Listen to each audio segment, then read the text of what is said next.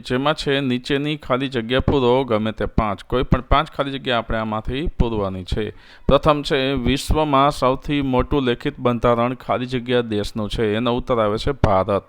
બીજો છે ભારતમાં મતાધિકાર ખાલી જગ્યા વર્ષ પછી મળે છે, ઉત્તર છે 18।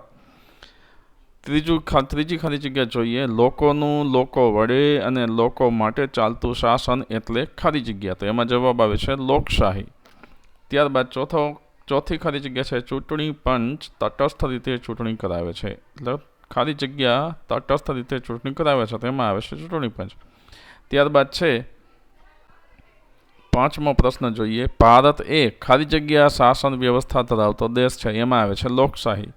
ત્યારબાદ છઠ્ઠી ખાલી જગ્યા છે ખાલી જગ્યા વર્ષ કરતાં નાની ઉંમરના બાળકને મજૂરીએ રાખવું એ કાયદાનો ભંગ થયો કહેવાય છે, એનો ઉત્તર છે 14 વર્ષ। ત્યારબાદ સાતમો પ્રશ્ન જુઓ, ખાલી જગ્યા જોઈએ, આપણા સ્વમાનને જાળવી રાખવા માટે ખાલી જગ્યાનો અધિકાર જરૂરી છે, એમાં આવે છે સમાનતા। ત્યારબાદ છે લોકશાહીમાં લોકો પોતાનો ખાલી જગ્યા આપે છે, તો એમાં આવે છે મત। નવમું, દેશનું સંચાલન કરવા માટેની માર્ગદર્શિકાને ખાલી જગ્યા કહેવાય, એમાં આવે છે બંધારણ। ત્યારબાદ વિશ્વમાં સૌથી મોટી લોકશાહી ખાલી જગ્યા દેશ ધરાવે છે, ભારત દેશ ધરાવે છે। 11મું છે લોકસભાની ચૂંટણી દર ખાલી જગ્યા વર્ષે આવે છે, એમાં ખાલી જગ્યા 5।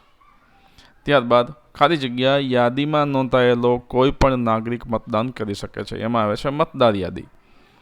13મી ખાલી જગ્યા છે ચૂંટણી પંચ ચૂંટણી દરમિયાન ખાલી જગ્યા માટે વિશેષ મતદાન મથકો ઊભા કરે છે, એમાં આવે છે દિવ્યાંગ વ્યક્તિઓ। 14મી ખાલી જગ્યા છે લોકશાહીમાં ખાલી જગ્યા વ્યક્તિઓનું શોષણ ન થાય તે માટે તેમને તાલીમ આપીને પગભર કરવા માટે સરકાર દ્વારા અનેક યોજનાઓ અમલમાં મૂકેલ છે, એમાં આવે છે દિવ્યાંગ।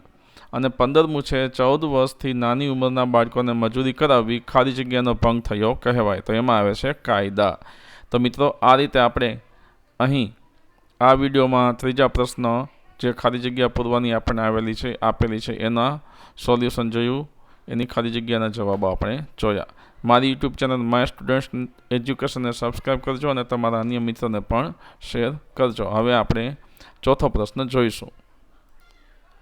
ચોથો પ્રશ્ન છે એ વિભાગને બી વિભાગ સાથે જોડો કોઈ પણ એક, એટલે આપણે એ અને બી વિભાગને જોડવાના છે।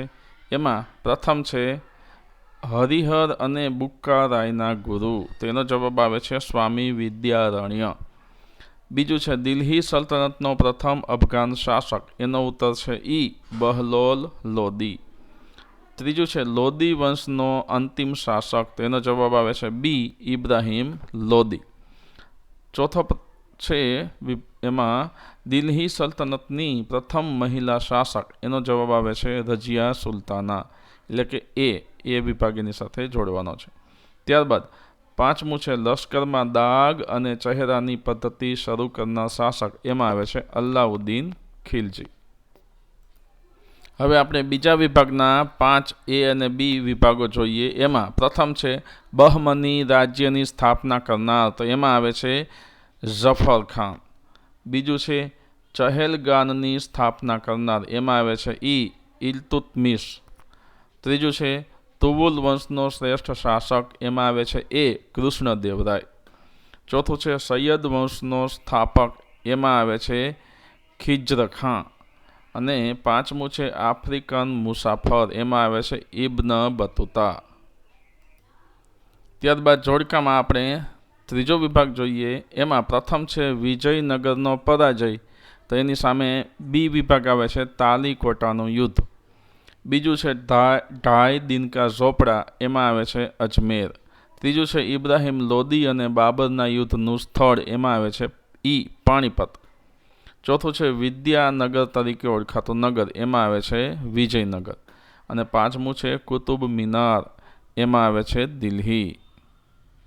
તો મિત્રો, આ વિડીયોમાં આપણે ધોરણ 7ના વિદ્યાર્થીઓ માટે સામાજિક વિજ્ઞાનની એકમ કસોટીમાં આપવામાં આવેલ ત્રીજો અને ચોથો પ્રશ્ન છે એનું સંપૂર્ણ સોલ્યુશન જોયું। હવે પછીના વિડીયોમાં આપણે 5મો પ્રશ્ન લઈશું।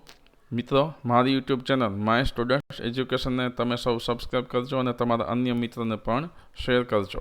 હવે આપણે 5મો પ્રશ્ન જોઈશું।